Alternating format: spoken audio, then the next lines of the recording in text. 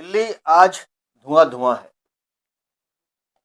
पूरी की पूरी राजधानी गैस चैम्बर के रूप में परिवर्तित हो चुकी है। प्रदूषण को कंट्रोल करने में दिल्ली की भ्रष्टाचारी आम आदमी पार्टी की सरकार पूरी तरह से विफल रही है। और प्रदूषण के साथ साथ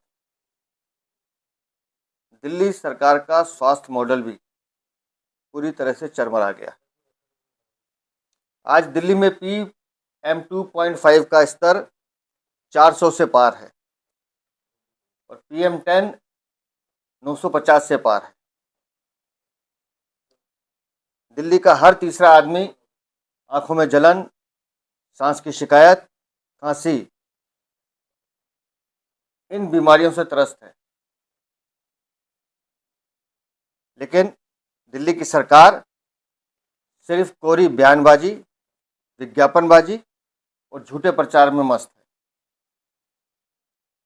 मैं आज पूछना चाहता हूं दिल्ली की वर्तमान मुख्यमंत्री आतिशी मार्लेना से भी कि आप और आपके मंत्री गोपाल राय कल तक भी ये दावे कर रहे थे कि दिल्ली में प्रदूषण की हालत में बेहद सुधार हुआ है, तो फिर ये स्थिति क्यों है? और हम सब जानते हैं कि PM2.5 का मूल कारण डस्ट है, जो आज 400 से ज़्यादा पार है। PM2.5 दिवाली तक सारी सड़कें बनाने का दावा करने वाले अरविंद केजरीवाल कहाँ हैं आप?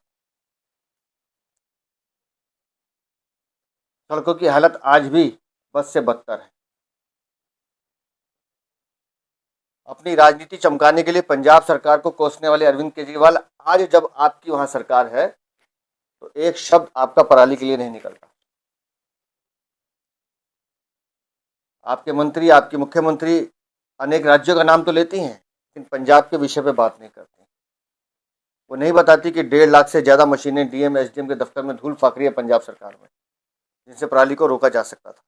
330 करोड़ रुपए केंद्र सरकार ने दिए थे। वो नहीं बोलते हैं कि नेशनल क्लीन एयर प्रोग्राम में 37 करोड़ से ज़्यादा दिल्ली को इस बार भी केंद्र सरकार ने पैसा दिया, आप 10 करोड़ से ज़्यादा खर्च नहीं कर पाए। कहाँ है आपकी स्मोक गन? कहाँ है स्प्रिंकलर वो मशीन्स? जिस दिन आपने सड़क पे आना होता है, एक इवेंट करते हैं, उसके बाद कुछ नहीं दिखता। और जो स्मोक टावर लगाए हैं वो मकबरे 22 करोड़ के बन के खड़े हैं, जो आपके भ्रष्टाचार की कहानी बता रहे हैं। दिल्ली को एक तरह से हमारी राजधानी को नरक बना दिया है। छोटे बच्चे, बड़े बुजुर्ग सब प्रदूषण के शिकार हो गए। तो मेरी आपसे एक विनती है दिल्ली की मुख्यमंत्री, अविलंब छोटे बच्चों का ध्यान रखते हुए 5वीं तक के स्कूल बंद कीजिए, अविलंब बंद कीजिए। बड़े बुजुर्गों को सलाह दे कि वो अब सुबह घर से बाहर ना निकले। और जिन स्वास्थ्य मॉडल की आप चर्चा करते हैं, मुझे नहीं पता आपके वो मोहल्ला क्लिनिक या डस्ट क्लिनिक जो है वो क्या कर रहे हैं, लेकिन दिल्ली के अस्पतालों में प्रदूषण से बचने की निःशुल्क दवा का प्रबंध किया जाना चाहिए, जिससे लोगों को इमीडिएट रिलीफ मिल सके। आपको दिल्ली के लोगों की चिंता नहीं है, क्योंकि आप लोग सिर्फ दिल्ली को लूटने आए। तो जिन बातों को हम कह रहे हैं, अविलंब अभी 5वीं तक के स्कूल बंद कीजिए। छोटे बच्चों की जिंदगी का सवाल है।